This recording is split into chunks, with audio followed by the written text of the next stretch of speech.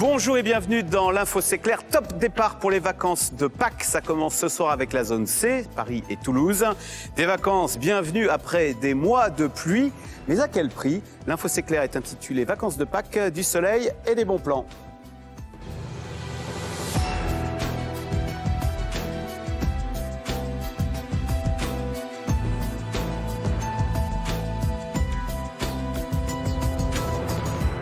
Nos invités, Corinne Joly, vous êtes présidente de PAP de particulier à particulier. Valérie Bonnède, vous êtes présidente des entreprises du voyage. Linda Lenné, rédactrice en chef de l'éco-touristique. Je signale que le 17 mai paraîtra votre livre Voyage au pays du surtourisme aux éditions de l'Aube. Bonjour. Et puis en Skype, on retrouve Jean Viard, vous êtes sociologue, directeur de recherche au Cevipof CNRS, votre livre, L'an zéro du tourisme, coécrit avec David Medioni, c'est aux éditions de l'Aube. Merci de participer à cette émission en direct. Donc l'envie de vacances s'est déjà fait ressentir le week-end dernier avec le week-end de Pâques qui a affiché complet. Reportage dans un camping au Grau-du-Roi dans le Gard, Valentin Châtelier. Après la pluie, le ciel bleu. Alors dans ce camping du Grau-du-Roi, les premiers vacanciers sont arrivés. Ce touriste vient de Lille, il est là pour la semaine. Là cet après-midi on va aller voir les bateaux à Sète. Et après la Camargue, le soleil, on va faire des petites activités comme ça. Lui doit installer sa tente ce matin. Il restera ici plusieurs mois. C'est un habitué, amoureux du camping. On appelle ça le paradis terrestre. Comment ça? Parce qu'on est merveilleusement bien ici. Bien accueillis. Bon personnel, ça fait 22 ans que je me mets là. C'est pas d'hier. J'espère que ça durera encore 22 ans. Ce lieu de vacances vient d'ouvrir ses portes pour ce week-end de Pâques. Ici, il y a les mobil-homes, des emplacements de camping-car, mais surtout cet accès à la plage. Et pendant que les enfants jouent en bord de mer, les parents profitent du beau temps. C'est le début de saison et puis c'est les vacances, on est en vacances, là, vacances de Pâques, et puis on profite de quelques jours de soleil. On ne connaît absolument pas ce côté méditerranéen et puis on profite du soleil parce que depuis quelques jours il manquait un petit peu. Un début de saison pour ce camping municipal. Allez, avec plaisir. Bonne journée. 1500 personnes sont là ce week-end. Et pour les prochaines semaines, vous bénéficiez d'une remise de 124,50 €. Les vacanciers ont déjà anticipé. Le camping est presque à moitié rempli pour avril et mai.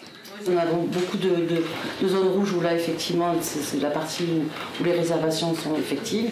À cette saison-là, il y a beaucoup de week-ends qui sont réservés par des groupes, par des particuliers. Donc effectivement, certains week-ends sont très chargés, notamment au niveau des jours fériés, des week-ends fériés. Une saison qui commence bien. Les réservations sont en hausse de 4% par rapport à l'an dernier.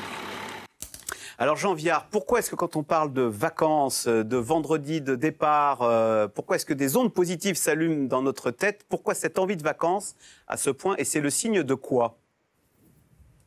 D'une civilisation bâtie sur l'art de vivre. Je veux dire, si vous voulez, on passe que 10% de son temps à travailler et 5% à l'école sur une vie entière, hein, pour avoir des ordres de grandeur. Donc petit à petit, on a acquis une culture du jardin, du soleil. 60% des gens ont une maison avec jardin. Il y a à peu près 4 millions de résidences secondaires en France, ce qui fait, si vous comptez sur 2 générations, ça fait quoi, 20-25 millions d'usagers. On est dans cette civilisation-là. Et où le temps n'est pas d'abord dévolu au travail. Le travail est très important, je ne suis pas du tout un ennemi du travail, mais il est clair qu'on passe plus de temps en vacances en week-end. Après, vous avez autre chose, on est au printemps, on a tous envie d'aller voir les fleurs, d'aller voir le soleil, et puis on va dire une chose, le réchauffement climatique est une catastrophe, et il faut se battre pour s'adapter et se battre pour le limiter. Mais en attendant, avant l'été et après l'été, j'allais dire c'est encore l'été. C'est-à-dire qu'on va voir les vacances monter en avril, mai, juin, et monter après l'été, parce qu'effectivement, il y a moins de neige sur les montagnes, mais on peut aller beaucoup plus longtemps à bord de la mer. Linda Lenné, est-ce qu'il y a des vacances plus importantes que d'autres? Est-ce que par exemple ces vacances de Pâques, oui, les Français ont... c'est le printemps, ou est-ce que les vacances c'est avant tout l'été? Qui part, qui ne part pas? Et quelles sont les vacances les plus importantes? Alors, les vacances les plus importantes pour les Français, je pense que c'est l'été, parce que c'est le moment des retrouvailles, c'est le moment où on se ressource, c'est le moment où on découvre. Il faut savoir qu'en France, environ 60% des Français partent en vacances. Donc ça veut dire également que 40% ne partent pas en vacances. Est-ce qu'on sait pourquoi 40% ne partent pas dans ces 40? Bonne question. Parmi les 40% qui ne partent pas en vacances, la moitié disent que c'est pour des questions financières. Donc ça veut dire en fait que sur l'ensemble de la population française, 80% des personnes, 80% des Français partent en vacances ou souhaitent partir en vacances. C'est un budget qu'on sacralise. Je mangerai des pâtes toute l'année, mais je vais sanctuariser ma semaine de vacances. Exactement. On est prêt à faire des sacrifices pour partir en vacances. On essaie de sacraliser ce moment qui est très important dans l'année. On parle des vacances d'été, mais le printemps, c'est aussi important. Et parfois, ce n'est pas pour partir une semaine, mais c'est simplement pour partir quelques jours. Et on a vu qu'en 2023, on avait battu le record en termes de départ, justement, en court séjour. Il y a 43% des Français qui partent entre 1 et 3 nuits, au moins une fois dans l'année. Et effectivement, au moment des ponts, parce que là, on a un week-end de 3 jours, on va partir, surtout si la météo est favorable. On peut aussi organiser un départ de dernière minute, soit dans un hébergement marchand, la plupart du temps, à Pâques, ce sera le cas, soit chez des amis, dans la famille, parce que c'est moins cher et puis en plus, ça fait plaisir. Corinne Joly, ça fait 3 mois, 6 mois même qu'on a l'impression qu'il pleut tous les jours. Est-ce qu'on a une idée des destinations? Le reportage était dans le Gard, hein, au Gros-du-Roi. Est-ce que c'est symptomatique de cette envie de soleil que pourraient avoir les Français? Alors totalement, la météo a toujours un impact sur les destinations qui vont être choisies et quand il fait mauvais, quand il pleut comme ces derniers mois, ça favorise systématiquement le sud, puisque les Français veulent du soleil et ils veulent un peu être sûrs d'avoir du soleil, et ça défavorise la Bretagne et la Normandie, où la météo est potentiellement plus hasardeuse. Donc là, nous, sur les réservations, que ce soit pour les vacances de Pâques, pour mai ou pour l'été, on a exactement les mêmes tendances. C'est des progressions assez fortes sur la Côte d'Azur. On a vos chiffres. En Occitanie, voilà. Le Var, plus 30%, les Alpes-Maritimes sont vos chiffres, hein, plus 26%, l'Hérault, plus 25%. Et à l'inverse, Normandie, moins 17, Bretagne, moins 19, Vendée-Charente, moins 27. C'est parce que la pluie, on n'en veut plus. Et on associe Bretagne à pluie, à tort ou à raison? On associe au moins Bretagne à aléa. Et voilà, quand on a déjà eu la pluie pendant plusieurs mois, l'aléa, on n'en veut pas. Ce qui est intéressant, c'est que tous les ans, on observe le mécanisme inverse. Quand on a un hiver chaud ou un printemps chaud, ça favorise la Bretagne. Et donc tous les ans, l'année dernière, c'était le cas. L'hiver avait été plutôt doux. Ça a favorisé la Bretagne. Et puis finalement, il s'avère que l'aléa météorologique a joué l'été dernier. Donc il y en a qui ont quand même eu un été pluvieux. Donc une année sur deux, on a la Bretagne qui progresse. Et puis l'autre année, non, on veut du soleil. Et ensuite, on revient à la Bretagne. Voilà, donc c'est clair que la météo est presque l'un des facteurs les plus importants tous les ans qui va jouer sur le choix des destinations. Et que cette année... le Sud part avec beaucoup d'avance. Et Valérie Bonnette, ça peut influer même sur... Parce qu'on prépare les vacances d'été, là, on se dit, ah bah tiens, cet été, cap en Sicile, on a complètement oublié les feux et la canicule de l'Acropole l'an dernier. Hein. Il faisait 40 degrés, ils avaient dû fermer l'Acropole en Grèce. Hein. Tout à fait, on en avait parlé évidemment à ce moment-là. Les Français, effectivement, et les gens en général, ont très envie de partir. Et la mémoire est courte. Sur le moment, il y a un affolement. Et effectivement, ensuite, quand on prépare ses vacances, et ça, il faut le dire, préparer en amont, réserver le plus longtemps possible en amont, contrairement aux idées reçues, c'est une façon d'avoir un accès aux meilleurs tarifs, entre guillemets, surtout si on est sur l'aérien. Voilà. Il ne faut pas attendre la dernière minute, ça c'est très important, en plus en période de vacances scolaires. Comme le printemps, évidemment que si on attend le dernier moment, on n'aura pas vraiment de choix et tout le monde part en même temps. Mais les destinations, effectivement, qui recueillent l'assentiment des Français et la faveur des Français, en dehors de la France, oui, c'est le court courrier, moyen courrier, c'est-à-dire pas trop loin, pas trop cher. Donc le pourtour méditerranéen, l'Espagne, les Canaries, la Grèce, la Tunisie, le Maroc, qui reviennent vraiment en force, parce qu'on a du soleil, on n'a pas trop d'avions, et on est dans un budget effectivement qui est sanctuarisé pour les vacances, parce que vraiment les Français plébiscitent vraiment ce moment, en fait, qui est rentré dans quasiment un besoin vital. Mais regarde évidemment les prix, c'est normal. Et après, on a des gens qui peuvent encore, heureusement, partir loin. Et nous, on voit vraiment sur le long courrier des destinations qui ont un succès incroyable, tel le Japon. Alors c'est cher le Japon. Le Japon est cher. Il faut y aller, et puis la vie est chère. Et c'est plus cher qu'avant, puisqu'on contourne la Russie. Ouais. Hein. Mais le Japon, vous ne trouvez quasiment pas de place aujourd'hui. Pourquoi? C'est parce que c'est un mode dépaysement total, quoi? Oui, alors dépaysement total. Si vous vous rappelez quand même, l'Asie a été fermée pendant longtemps, pendant le Covid. Ouais. Des gens voulaient partir. Il y a un engouement pour cette destination. Et oui, dépaysement total, autre chose. C'est un voyage qu'on ne fait pas tous les jours. Et puis le Mexique, la République dominicaine, voilà, en long courrier, on voit ces destinations qui reviennent en force. Jean Viard, notre reportage était dans un camping au Gros-du-Roi, et c'est pas tout à fait un hasard. le camping est vraiment le type de vacances privilégié. L'an dernier encore, on a établi un record avec 141 millions de nuitées. On nous dit que pour cet été, on annonce encore un nouveau record. C'est le signe de quoi d'ailleurs? Je vous livre ce sondage. Pourquoi allez-vous au camping? On a posé la question aux Français, c'est Opinionway. 1, le rapport qualité-prix. 2, la proximité avec la nature. Et 3, la convivialité. Alors, je ne sais pas si c'est le film Camping qui nous revient, mais que vous inspire ce succès du camping? Il faut déjà dire qu'il y a 100 000 habitants permanents au camping, parce qu'il y a des gens qui habitent toute l'année, notamment dans des petites maisons. Il y a eu un reportage récemment, ils ne sont pas totalement forcément malheureux. Je le dis parce qu'il y a aussi cette population-là dans les campings, même si elle est minoritaire, évidemment.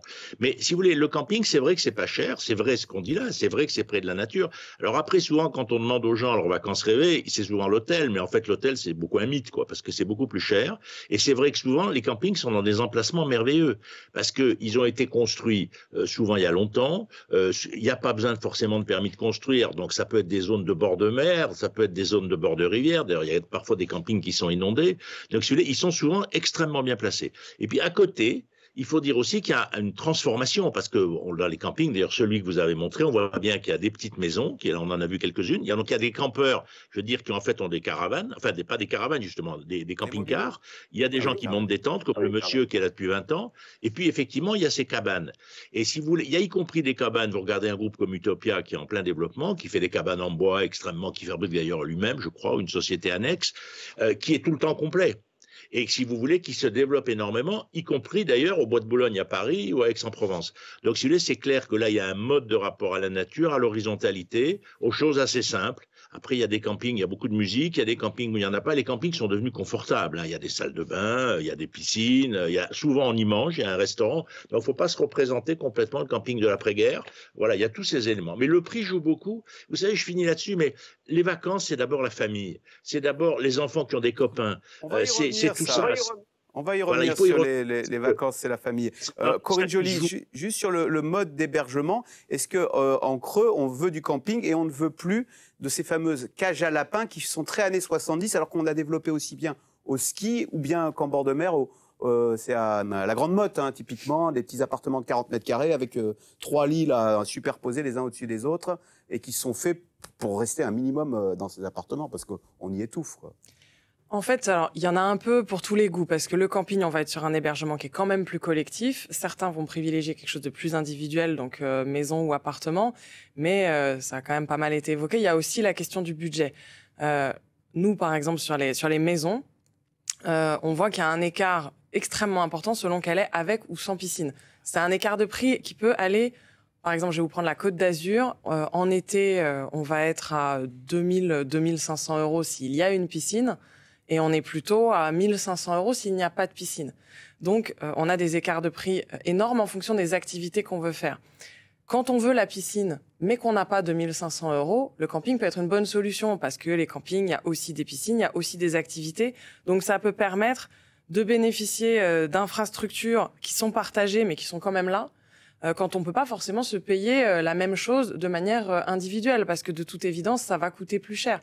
Maintenant, pour certains, quand vous partez, par exemple, alors soit avec votre famille, soit avec à plusieurs, typiquement 2 familles avec des amis, etc., un hébergement maison va quand même être privilégié parce que vous allez pouvoir diviser les coûts en payant à 2 familles et donc finalement vous allez rester entre vous. Donc voilà, c'est vraiment les 2 paramètres qui jouent. C'est quel genre d'activité vous voulez, quel environnement vous voulez, et puis quel budget vous avez. Linda Lenné, alors c'est vrai que le camping à la côte, même s'il y a une montée en gamme qui fait que c'est bon marché, mais enfin quand même, j'ai regardé moi dans le Languedoc, alors c'est en haute saison, un camping 4 étoiles, donc parce que c'est ça qu'à la côte maintenant, évidemment en piscine, etc. 1 300 € la semaine. En Bretagne c'est moins cher, 916. Oui, effectivement, les prix peuvent être assez élevés. En fait, déjà, il faut rappeler les chiffres. Les campings français accueillent chaque année environ 27 millions de personnes. Donc, c'est vraiment un phénomène très installé dans la culture française. Dans ces 27 millions, il y a des Français et des étrangers. Et pour revenir il y a un tiers d'étrangers. Exactement. Pour revenir au prix, maintenant, on a toute une gamme de tarification. Cette semaine, le président de la FNHPA, qui rassemble tous les campings de France, la Fédération nationale de l'hôtellerie plein air, tenait une conférence de presse et expliquait qu'effectivement, on peut trouver, même au début du mois d'août, un camping municipal qui propose un terrain nu sur lequel on installe sa toile de tente ou sa caravane pour 6 € la nuit. À côté de ça, vous avez des campings avec des cabanes dans les arbres qui proposent la nuit à 200 €. Ce n'est pas du tout la même prestation et ce n'est pas non plus la même clientèle. Là, pour le coup, on va être plus sur une clientèle de citadins qui veulent, par exemple, passer un week-end au vert parce que, justement, il fait beau le lundi. Ils envisagent de faire un break le week-end suivant. Donc, on a toute une gamme de terrains de camping et toute une gamme de prestations avec, effectivement, des équipements partagés comme des parcs aquatiques qui sont dignes parfois de villages de vacances. La comparaison, elle est souvent faite entre des terrains de camping très C'est en train de devenir un peu ce qu'était le Club Med il y a 30 ans, c'est ça? On appelle ça de l'hôtellerie plein air. Oui, on ne dit pas camping. Vous dites camping depuis le début. Alors bien sûr, il y a le petit clin d'œil, camping, paradis, etc. Mais c'est l'hôtellerie plein air, c'est la fédération de l'hôtellerie plein air, parce qu'évidemment, ils ont fait un développement ces 20 dernières années en termes de services, en termes d'accueil, en termes de niveau. Il y a plusieurs catégories. Ce que dit la FNHPA, donc la fédération, là, c'est qu'il y a effectivement une augmentation de 6% par rapport à l'année dernière pour les vacances de Pâques. Cette augmentation est particulièrement tirée par les clients étrangers, qui réservent effectivement les emplacements les plus chers en moyenne. Donc c'est belge, hollandais, allemand? Oui, anglais. Les Français, eux tirent 3% de cette augmentation. Effectivement, comme le disait Linda, avec une palette de prix qui commence assez bas. Il ne faut pas oublier qu'il y a une fracture sociale. Effectivement, l'inflation, je ne veux pas assombrir le tableau, mais l'inflation, le budget réduit existe. Les Français qui continuent à partir, justement, partent, mais ont les moyens d'aller chercher des choses qui coûtent un peu moins cher ou qui partent moins longtemps. Et d'ailleurs, les terrains nus augmentent plus vite que... En prix? Non, en fréquentation? En fréquentation, les terrains nus tirent la croissance des campings. Donc c'est effectivement un signal fort des problématiques du pouvoir d'achat. Ouais. Alors, l'un des bons plans pour partir en vacances sans payer de logement, c'est l'échange de maisons. Alors comment ça marche et comment fonctionne ce système? Élément de réponse avec ce sujet de Justine Weil. Trouver ses marques. Tu les avais mis où, les modes d'emploi, Franche? Une gymnastique habituelle pour cette famille nantaise. En 3 ans, c'est la 5e maison qu'ils découvrent pour leurs vacances, grâce à un échange. Puis sélectionner avec les touches plus ou moins la cuisson. Ok. Je trouve que c'est un peu comme si on arrivait chez des amis, finalement, où on sent qu'on est accueilli et en même temps, on ne connaît pas. Donc il faut retrouver les choses. Une semaine à Tours avec leurs 2 enfants, chez une famille qu'ils ne connaissent pas et qui leur a laissé les clés. Pendant qu'ils sont ici, l'autre famille loge chez eux, à Nantes. Un séjour sans aucune transaction financière. Ça nous permet de pas être trop regardant sur les sorties, les visites, en fait, de pas se dire mince, faut faire attention, ou alors ce resto-là, non, on va pas se le payer. Les enfants aussi apprécient ces vacances différentes. Ils ont déjà pu découvrir la Provence, l'Espagne ou l'Irlande dans des logements plus authentiques selon eux. Il y a de la vie en fait dedans, alors que dans les hôtels, c'est des chambres tout court. Il y a un lit, une table de chevet, une télé des fois, et c'est tout. Pour bénéficier de cet échange, la famille a dû s'inscrire sur l'un des sites dédiés qui, eux, sont payants. Un abonnement à 150 € l'année en moyenne. Et pour que leurs biens soient assurés, il y a un système de caution d'une valeur de 500 €. De quoi rassurer cette famille toulousaine qui échange régulièrement sa maison de 175 mètres carrés avec piscine. Pour éviter les mauvaises surprises, en plus de la garantie, ils prennent des précautions. Pendant les échanges, ils ferment à clé ce bureau. On va déposer des pièces particulièrement fragiles. Et par exemple, on peut y laisser quelques petits objets électroniques, une liseuse. Quelques précautions, mais surtout accorder sa confiance pour découvrir des endroits autrement inaccessibles. Cette famille a déjà réalisé une 50aine d'échanges en 10 ans. Linda Lenné, c'est un vrai bon plan, ça? Alors, on peut considérer que c'est un bon plan. Je pense que le témoignage qu'on vient d'entendre le prouve. En fait, l'échange de maison, c'est déjà relativement nouveau, mais c'est en pleine croissance. Il faut savoir aussi que la plateforme leader en la matière, au niveau mondial, est française. Donc c'est une pépite de l'économie collaborative. C'est Home Exchange. Malgré son nom anglo-saxon, c'est français? Alors, parce qu'ils ont racheté une entreprise anglo-saxonne, donc ils ont récupéré le nom dans la mesure où ils ont une clientèle effectivement internationale. Et ça peut être intéressant, effectivement, pour partir fréquemment. Ils ont, par exemple, dans leur clientèle, de nombreux enseignants qui ont fréquemment des vacances et ne pourraient pas partir à chaque fois dans des vacances payantes. Et donc, depuis le début de l'année, cette plateforme-là enregistre une croissance quand même de 45%. Valérie Bonnette, ce qu'on économise sur le logement, est-ce qu'on peut le mettre du coup sur les destinations et s'offrir des vacances à New York qu'on n'aurait jamais pu s'offrir par ailleurs? Bien sûr.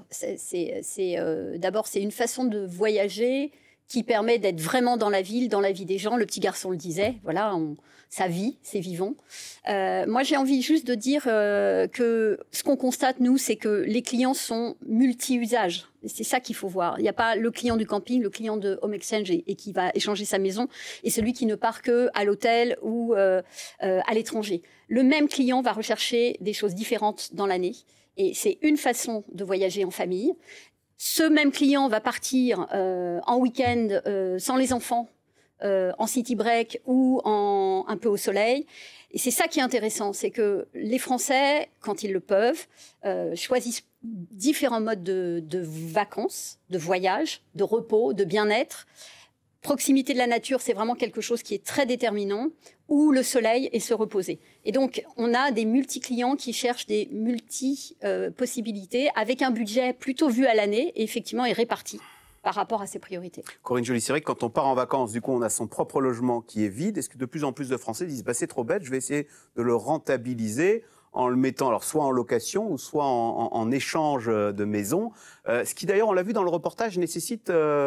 il ne faut pas laisser en carafe sa cuisine, il faut que ce soit un peu, c'est ce qu'on voit dans les émissions de télé, là, un peu neutre. Hein, il y a des choses à faire et à ne pas faire. Alors, c'est sûr que la mise en location de son logement, c'est quelque chose qui a augmenté, mais je voudrais quand même un peu nuancer. Je crois que Home Exchange, c'est quelques 30 000 adhérents en France, donc ça reste quand même assez marginal parce qu'il y a quand même un problème pratique qui est que la majorité d'entre nous habitons dans une zone qui n'est pas particulièrement touristique. Beaucoup d'entre nous habitons dans un endroit où on travaille.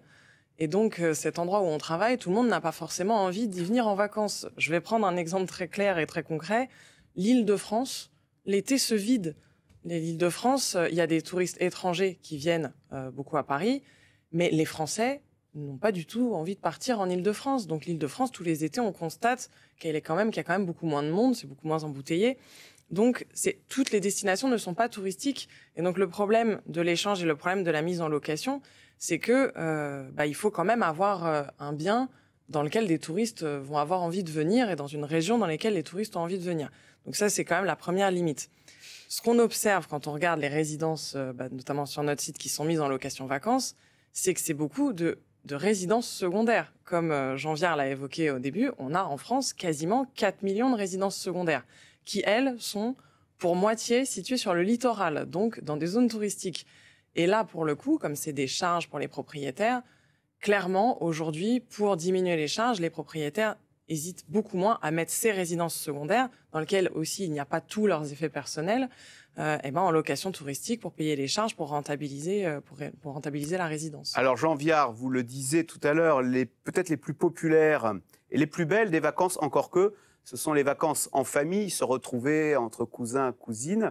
D'abord, est-ce que vous validez ce que je viens de dire? Et deux, est-ce que ça se passe toujours bien? Est-ce que les belles filles et les belles mères ou les beaux-frères entre eux peuvent pas... Est-ce que ça peut pas se terminer en autre boudin, toutes ces vacances? On dit toujours que la belle-fille ne doit pas se lancer dans le même plat que la belle-mère. Si la belle-mère a une spécialité, il faut mieux avoir une autre spécialité. Mais bon, c'est un peu une plaisanterie. La famille, si vous voulez, c'est un lieu magnifique et c'est aussi un lieu de tension. Je crois qu'il ne faut pas s'en cacher. Moi, je vais vous dire une chose. Je pense qu'on ne fait pas assez pour que les familles partent en vacances ensemble. Je pense que l'étalement des vacances scolaires, comme on connaît en France, notamment en février, me paraît absurde. Zone A, B, C, vous trouvez qu'il faudrait revoir ce système ? Bon, absolument. Je veux dire, moi j'ai été dans la commission à une époque qui s'occupait de ça. Pourquoi? Pour une raison simple, c'est que il y a 50% des Français qui vivent dans leur département de naissance et il y en a 10% qui vont mourir dans leur commune de naissance. Donc en fait, c'est une société de déplacement, de flux, etc. Ça veut dire quoi? Ça veut dire qu'un des enjeux des vacances, c'est de réunir les petits-enfants, les cousins, etc. Or, avant, j'allais dire, ils habitaient à côté, quoi. C'est plus du tout comme ça. Et donc là, pour moi, un des enjeux principaux, notamment des vacances scolaires, l'été, c'est un peu différent. C'est de réunir la famille. C'est le rôle des grands-parents, c'est le rôle de celui qui a une maison avec jardin par rapport à celui qui n'en a pas, etc. C'est le premier lieu, en fait, de vacances. Vous voyez, par exemple, les vacances de ski. Il y a 9% des Français qui vont au ski. Est-ce que c'est légitime d'étaler pour tout le monde et pour empêcher les familles de se réunir? Je pense que non. Et je pense, moi, je suis très favorable à l'idée qu'on ait tous le droit de partir une semaine avec ses enfants exactement quand on veut. Si les enfants manquent une semaine de l'école, s'ils ont la grippe ou s'il y a un voyage scolaire, ça va très bien. Et je pense, si vous voulez, qu'il faut aller vers les vacances, une partie libre, de façon à arrêter certains étalements, pas tous, parce qu'il y a des problèmes aussi de sécurité, de transport, etc., mais notamment l'hiver. Et je crois qu'il faut être beaucoup plus dans l'idée, au fond, que les familles sont libres, y compris, il serait quand même plus malin de prendre ses vacances quand il y a de la neige, plutôt que d'essayer de fixer la neige, notamment pour les vacances d'hiver. Vous voyez, il y a toute une réflexion sur le temps qu'il faut reprendre. De même, c'est la même chose sur le temps scolaire. Je pense que le temps scolaire, avec le télétravail, est bousculé, puisqu'on sait que le vendredi, en gros, il y a beaucoup moins de monde dans les grandes villes. Est-ce qu'il ne faut pas que la semaine d'école soit du lundi au jeudi soir? Vous voyez, il y a tous ces débats sur le temps qu'il va falloir remettre devant nous. Valérie Bonnette, je vous voyais être d'accord avec Jean Viard sur revoir ces zones A, B, C. Pourtant, ça permet quand même d'étaler, de faire en sorte qu'il n'y ait pas des bouchons ou des lieux touristiques surencombrés, parce que tout le monde prendrait ses vacances en même temps. Alors, être d'accord, je dis que ce sont des vœux pieux et c'est presque un fantasme, entre guillemets. Mais honnêtement, le sujet du calendrier scolaire, si on est un peu conscient, c'est un sujet nucléaire qui se finit systématiquement depuis 20 ans à chaque fois qu'on l'aborde, dans des bagarres évidemment énormes. Qu'est-ce que vous reprochez aux zones A, B, Alors C? nous, moi je reproche pas, mais ce que je veux dire c'est que le temps scolaire, c'est l'éducation nationale. Ensuite on a les spécialistes des chronobiologies pour les enfants. Le tourisme arrive vraiment en dernier dans les sujets qui préoccupent autour de ce qui est normal, l'éducation des enfants avant... Voilà, donc ce que je veux dire, c'est dire la semaine de 4 jours, oui, Jean Viard a raison, ça permet d'étaler, ça permet, si on étale, ça permet, enfin moi je pense que si on étale la proposition et plage de départ, ça permet de rendre accessible plus facilement, puisque c'est moins cher obligatoirement. Si vous concentrez tout le monde, et ça fera sûrement un lien avec le surtourisme, si vous concentrez tout le monde sur une période rapprochée et rétrécie, évidemment que c'est plus cher, évidemment que c'est surfréquenté. Eh ben, on y va. Les dégâts du surtourisme, parce que comme le disait Corinne Joly, personne n'a envie d'aller passer ses vacances en Île-de-France. Tout le monde a envie de passer ses vacances, et c'est de plus en plus vrai, aux mêmes endroits, pour faire de belles photos qu'on pourra poster sur les réseaux sociaux et montrer. Vous avez vu comme j'ai réussi ma vie et mes vacances. Les ravages du surtourisme, les autorités italiennes sont en train de sévir. Regardez ce reportage à Rome de Raphaël Chapira.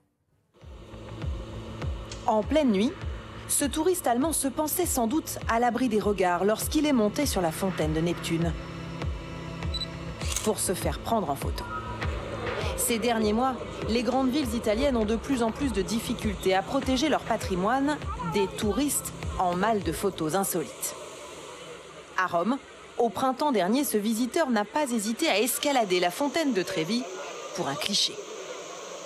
Ou celui-ci a piqué une tête dans l'eau turquoise, pas impressionné par les policiers, pourtant présents 24 heures sur 24. Un comportement qui choque les Italiens. C'est un manque de respect et une telle forme d'ignorance. C'est une représentation de l'art, de l'histoire et de la culture. Et faire ce genre de choses, ce n'est pas correct. Et cela laisse certains touristes étrangers dans l'incompréhension. Et les jeunes qui vandalisent là, ben, ils crachent sur leur histoire. L'histoire romaine, elle est belle. Quand on voit tous ces beaux bâtiments, c'est magnifique. Ces gens-là devraient profiter de ce qu'ils voient plutôt que de vouloir montrer qu'ils sont passés par là. La palme revient sans doute à ce jeune Anglais qui s'est filmé au printemps dernier gravant son nom et celui de sa petite amie sur le mur du Colisée, vieux de 2001. Des actes apparentés à du vandalisme de plus en plus nombreux, selon la police municipale. Ces vidéos créent une émulation entre les jeunes sur les réseaux sociaux. Pour éviter ça, il faudrait une armée avec autant de soldats que de touristes. Et donc ce n'est pas possible de tout contrôler. Et cela peut coûter cher, de 450 € pour un plongeon dans les fontaines à 10 000 € lorsque le monument est endommagé. Alors Linda Lenné, il y a cette expression de vacances instagrammables. Est-ce que les réseaux sociaux ont changé nos destinations de vacances? Alors, ce qui est intéressant déjà dans le reportage, c'est qu'on voit deux profils de touristes. Il y a ceux qui, effectivement, se prennent en photo, prennent des risques et détériorent. Et puis, il y a également des touristes qu'on a entendus qui sont responsables et qui dénoncent l'attitude d'autres touristes. C'est très intéressant de voir ces deux populations se côtoyer aux mêmes endroits. Donc oui, effectivement, aujourd'hui, avec Instagram, on a des destinations qui sont instagrammables. Il y a une course à ces photos où on est soi-disant seul au monde alors que derrière nous, il y a une grappe de personnes. Mais ce qu'il faut bien voir, c'est que Instagram, c'est encore un adolescent fougueux. Il est né en 2010, ce réseau social.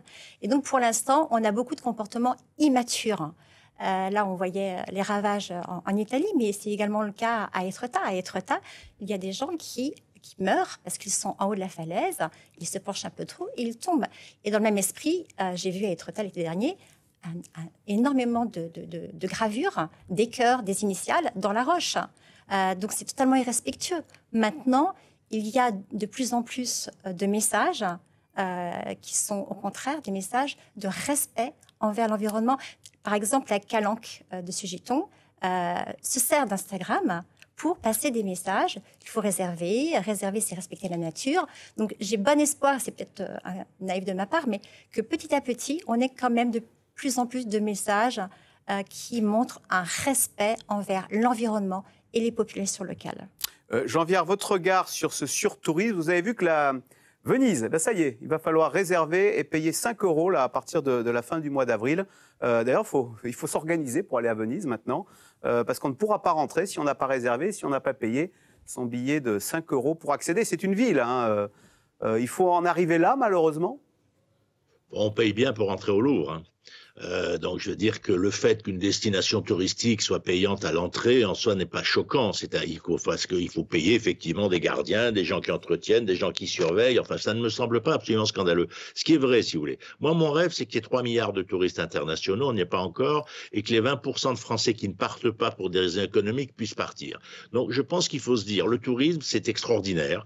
C'est dans une vie. Vous voyez, vous avez parlé du Japon. Moi, c'est des lieux que je connais. Je me dis quelle chance j'ai. Je veux dire, les gens qui ont voyagé ont une vision de la vie beaucoup plus ouverte. Et dans le moment où on est, avec l'immense guerre climatique, il faut qu'on mène tous ensemble, le fait de faire communauté culturelle, humaine, d'être sensible à la protection d'un site, aussi bien parce qu'il y a la guerre en Ukraine ou parce qu'il y a un réchauffement climatique ailleurs, ça me semble essentiel. Je crois qu'il faut dire ça d'abord. Et après, il faut mener une politique touristique. Il n'y en a pas.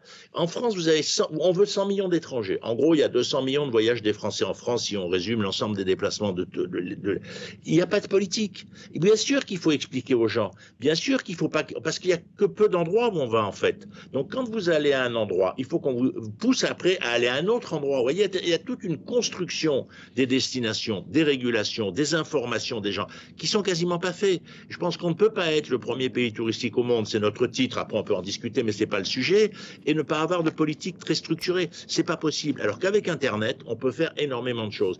Et je m'arrête là-dessus, mais on peut réguler par l'argent. En gros, c'est ce que fait le ski, ou par le numérique. Et Linda Lenné a bien donné l'exemple de Sugiton, où il y avait 2000 personnes, on est passé à 400. Et en gros, les gens sont contents parce qu'ils sont sûrs que le jour où ils y vont, ils sont que 400, donc ils profitent de la Calanque. Donc ils y gagnent en réalité. Et donc, si vous voulez, il y a toute cette culture du voyage dans le numérique, de la construction de son voyage par le numérique, et on peut le faire parce que c'est pas... Voilà. Mais s'il n'y a pas de politique, alors il y a des points, le surtourisme, c'est des points de blocage. Et puis dans le surtourisme, il y a aussi une idée d'inculture.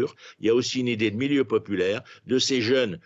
Et on a tous vu des cœurs sculptés dans des endroits. Moi, déjà, quand j'étais jeune, hein, je veux dire, ça vient pas d'arriver à Rome, malheureusement. On a tous vu ça dans des tas d'endroits où on a pu aller. Où il y avait des sculptures, des initiales, des flèches brisées, etc., y compris sur des troncs d'arbres. Que ça soit débile, je suis absolument d'accord. Et donc, ça veut dire qu'il y a une politique à faire, une éducation à faire. Mais on peut pas déplacer des centaines de millions de gens en espérant comme ça. C'est comme une autoroute, il n'y aurait pas de panneau, chacun fait ce qu'il veut. Corinne Joly, est-ce que le tourisme peut tuer une ville si on n'y prend pas garde? On a eu le sujet de Venise, il n'y a plus aucun Vénitien qui habite à Venise, ils ont tous été chassés de la ville. On voit que des villes comme Saint-Malo, comme Carnac se battent contre l'Airbnb, c'est difficile à dire, l'Airbnbisation de leur ville. C'est-à-dire que tout le centre-ville, un peu comme Porto au Portugal, il n'y a plus de... Voilà, c'est plus que les touristes. C'est plus que des boutiques de souvenirs. C'est sûr que le tourisme change le visage de la ville. Nous qui faisons sur PAP l'immobilier et sur PAP Vacances les vacances, on voit bien que plus les destinations sont touristiques, plus on va avoir de résidences secondaires qui vont être louées parce que c'est très rentable. Et donc, ça va vider le reste de l'année la ville et ça va changer la typologie des commerces. On n'a pas du tout les mêmes commerces dans une commune où on est à 70% de résidences secondaires. C'est le cas, par exemple, d'Honfleur depuis longtemps.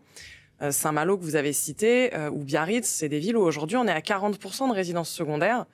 Et 40%, c'est un peu une phase charnière où il reste encore quand même un certain nombre d'habitants, mais qui voient le tourisme prendre de la place, qui voient leur boulangerie fermée pour être remplacée par des magasins de souvenirs, et donc qui progressivement s'y retrouvent moins. Et puis surtout, il faut quand même dire que sur les prix immobiliers, les villes touristiques, on l'oublie très souvent, mais les villes les plus chères de France sont des villes touristiques. Il y a des villes touristiques qui sont plus chères que Paris. Alors ça fait pas forcément, par exemple, l'une des plus chères de France est à la montagne, elle est plus chère que Paris, c'est 12 000 € du mètre carré. Bon, comme il n'y a pas forcément de volonté, et comme il n'y a pas forcément de volonté d'habiter à la montagne, parce que c'est quand même difficile en résidence principale, finalement personne s'en plaint. Mais quand on est sur des villes où il y a une vraie active vie locale, donc Saint-Malo, Biarritz, c'est typiquement le cas, quand on voit le tourisme se développer, les prix de l'immobilier monter, et du coup les locaux progressivement être chassés dans les terres, enfin en tout cas c'est comme ça qu'ils le vivent, c'est comme ça qu'ils le disent, parce qu'ils ne peuvent plus habiter dans la ville parce que les prix sont trop chers, c'est sûr que ça crée des tensions. Il faut avoir conscience aussi que l'économie touristique, elle a ceci de particulier qu'elle crée des emplois qui sont précaires, saisonniers la plupart du temps. Donc on a ce décalage entre un immobilier qui va coûter de plus en plus cher et des emplois en face qui ne sont pas forcément les mieux rémunérés de France. Et donc ça va forcément créer des tensions locales. Et ça demande quand même une régulation. C'est-à-dire que les gens sont payés au SMIC et ils ont des appartements au prix pire que Paris. Alors, donc c'est l'impossibilité totale de se loger, quoi. Là, on voit des entreprises qui se mettent à chercher des solutions d'hébergement pour leurs salariés. Sinon, elles ne peuvent pas recruter de saisonniers. Parce que les saisonniers ne peuvent pas habiter sur place. Donc ce sont aux entreprises de se préoccuper et de prendre en charge la partie logement si elles veulent pouvoir recruter. Donc c'est vrai qu'il y a une économie touristique dans les zones où ça se développe. Alors il y a des zones, j'ai cité Honfleur tout à l'heure. Honfleur, ça fait des décennies que c'est touristique et donc finalement il n'y a plus de tension. Il y a un moment où la tension s'éteint, c'est quand la zone devient uniquement touristique. Mais il y a comme le tourisme se développe, aujourd'hui on a un ensemble de zones en France sur le littoral où la tension est élevée parce que Saint-Malo est une ville où il y a énormément de personnes qui habitent là, qui viennent de là et qui n'ont pas envie d'être chassées pour que Saint-Malo devienne exclusivement touristique. À Disneyland, quoi. Valérie Bonnet, en même temps, on est un peu schizophrène face à ce phénomène parce que les propriétaires sont ravis de revendre à 12 000 € du mètre carré.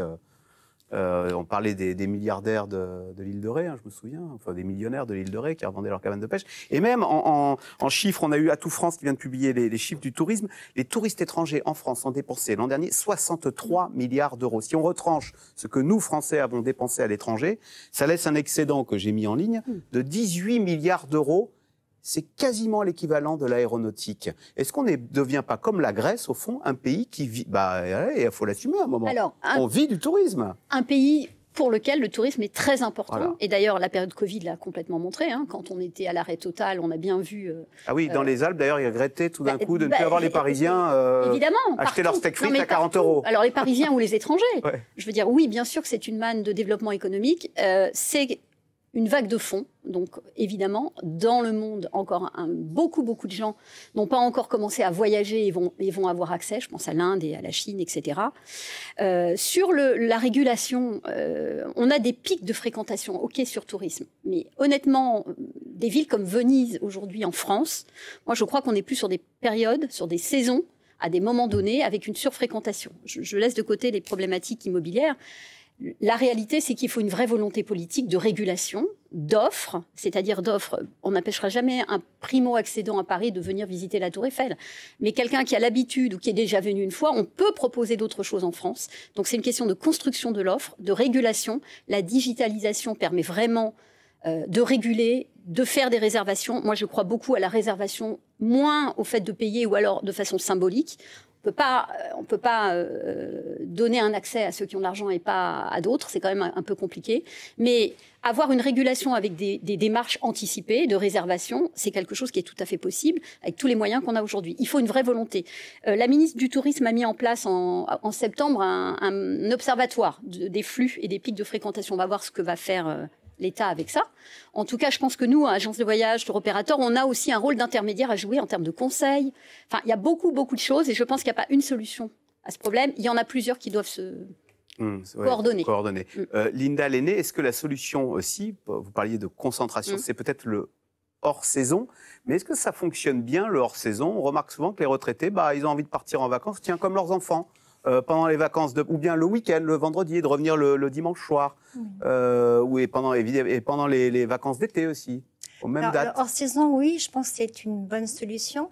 Et d'ailleurs, les professionnels du voyage encouragent de plus en plus à voyager différemment. Et pourquoi pas au printemps? Et pourquoi pas à l'automne? Et pourquoi ne pas aller en Thaïlande en dehors du pic de saison? À la fois parce qu'on a moins de monde, parce que ça coûte moins cher. Donc oui, effectivement, voyager en saison, c'est une des réponses. Maintenant, la réservation en ligne en est une autre. Et comme Valérie, je ne crois pas beaucoup à la coupure de l'accès par une taxe comme l'a mise en place Venise. Venise dit quoi? Vous allez payer 5 € pour accéder au centre-ville pendant 29 jours de l'année qui correspondent à des jours de haute fréquentation. Et donc, le maire estime que c'est un levier contre le surtourisme. Moi, je ne pense pas qu'une taxe au prix d'une bonne glace soit suffisante à décourager les visiteurs. Oui, mais il n'y a pas de quota. Donc, on peut en fait venir comme avant. Et si effectivement le maire a raison, si effectivement ça encourage les visiteurs à rester non pas un jour, mais 2 ou 3 jours, ça veut dire que la pression touristique sera encore plus forte. Ça va exactement à l'encontre de l'objectif qui est affiché. Voilà, même si... Alors, en tous les cas, le tourisme est aussi rattrapé par les dégâts du réchauffement climatique et notamment de la sécheresse qui sévit en Catalogne et dans les Pyrénées-Orientales, au point que en Catalogne, certains campings et hôteliers sont maintenant priés de ne plus remplir leurs piscines. Sujet de Marie-Candice Delouvrier. Pour la première fois, les hôtels et les campings, très nombreux sur la Costa Brava, ne pourront pas remplir leurs piscines, ni même les mettre à niveau. Pour la responsable de cette terrasse, c'est une très mauvaise nouvelle. Les gens qui viennent en vacances ici, c'est pour se baigner, prendre le soleil et des douches. Si dans un camping, nous n'avons plus ces services, les gens ne viendront pas. Alors Valérie Bonnette, vous confirmez, en Catalogne, pas de piscine, pas de touristes? Écoutez, c'est quand même effectivement assez dramatique pour un professionnel. De ne pas avoir le point d'eau, mais on a entendu, même si c'est moins touristique, mais c'est quand même une ville, Toulouse aujourd'hui, vous l'avez entendu, va taxer effectivement, ou va donner un coût d'accès à l'eau différent en période creuse et en hiver par rapport à l'été. Donc l'eau est fondamentale, mais comme on le disait, comme vous le disiez, la piscine est un plus quoi qu'il arrive, ou en tout cas l'accès à l'eau est un plus quoi qu'il arrive pour des vacanciers. Alors, en matière de tourisme, tout le monde s'interroge sur comment va se passer cet été, comment va-t-on cumuler accueil touristique et les Jeux Olympiques. L'UFC Que Choisir, en décembre dernier, avait dénoncé la flambée du prix des hôtels. Sujet de Marie Justet. Période classique hors JO, on est sur un tarif à 330 € en moyenne pour la chambre classique. On monte à 530 € au début des JO, donc autour du 26 juillet. Soit une hausse de 76% en moyenne selon la période choisie. Une augmentation que la gérante justifie par le marché de l'offre et de la demande.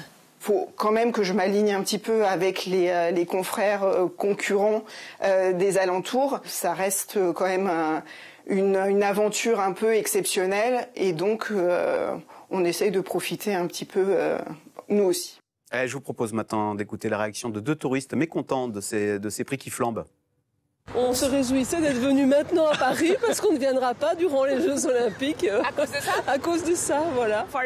Pour les Jeux Olympiques, les prix sont trop excessifs. Je ne viendrai pas. Alors Linda Lenné, il y a des abus ? Alors peut-on parler d'abus ? En fait, comme vous le disiez dans le reportage, il y a la loi de l'offre et de la demande. On est dans un marché d'économie libre. Et la demande, elle est vraiment au rendez-vous ? Alors cet été, les hôtels affichent pour l'instant un taux d'occupation de 70%. Donc, c'est au-delà de l'année dernière. Donc, effectivement, il y a une demande. En face, les prix ont augmenté, mais tout comme ils augmentent, par exemple, à l'occasion du Festival de Cannes. Maintenant, on est habitué, donc on ne s'en offusque pas. Il n'y a pas de levée de bouclier. Mais pendant les JO, c'est comme quand il y a d'autres événements en France, les prix augmentent. Maintenant, si les prix augmentent de trop, le client dit non. Le client dit je ne viens pas, ou je viens avant, ou je viens après.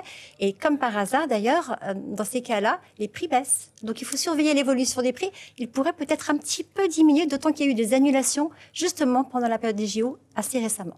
Corinne Joly, qu'est-ce que vous constatez, vous ? Il peut y avoir un attrait, mais en même temps une répulsion des stratégies d'évitement par rapport à Paris cet été ? Je pense que si on ne vient pas pour les JO, ce n'est effectivement pas la bonne période pour venir, parce que oui, ce sera plus cher que d'habitude. Et moi, je rejoins ce qui vient d'être dit. Est-ce qu'on peut parler d'abus ? C'est quand même normal que l'hôtelier réagisse et fasse ça pendant les JO. C'est une opportunité pour lui. Moi, je trouve ça normal. Les propriétaires en font autant. Alors certains, effectivement, c'est pas qu'ils abusent, c'est qu'ils tentent. Et puis un certain nombre d'entre eux ne l'auront pas. Nous, c'est vrai qu'on a vu des propriétaires mettre des biens en location vacances à 3 fois, 4 fois le prix habituel. Alors, déjà à Paris, mais aussi notamment beaucoup dans le 93. Et c'est vrai que dans le 93, quand on finit avec des biens à 7 000 € la semaine, des studios à 7 000 € la semaine, bon, ils l'auront pas. Donc le marché va les calmer. Donc voilà, je pense que Paris, c'est vrai que cet été, ça va être un peu particulier et que si vous ne venez pas pour les JO, venez à un autre moment. Je pense que...